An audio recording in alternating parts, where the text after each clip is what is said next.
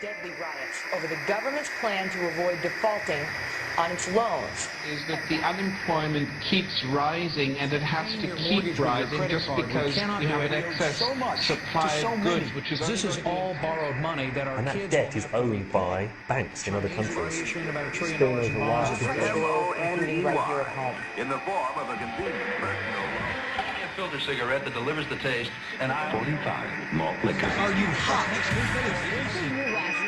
Quite some time ago, by a section of America is sponsoring I first learned it from my grandmother. Now, my grandmother was a wonderful person. She taught me how to play the game Monopoly. She understood that the name of the game is to acquire. She would accumulate everything she could, and eventually she became the master of the board. And then she would always say the same thing to me. She'd look at me and she'd say, "One day, you'll learn to play the game." One summer, I played Monopoly almost every day, all day long. And that summer, I learned to play the game. I came to understand the only way to win is to make a total commitment to acquisition. I came to understand that money and possessions, that's the way that you keep score. And by the end of that summer, I was more ruthless than my grandmother. I was ready to bend the rules if I had to win that game. And I sat down with her to play that fall. I took everything she had. I watched her give her last dollar and quit in utter defeat. And then she had one more thing to teach me. Then she said, "Now it all goes back in the box." All those houses and hotels, all the railroads and utility companies, all that property and all that wonderful money.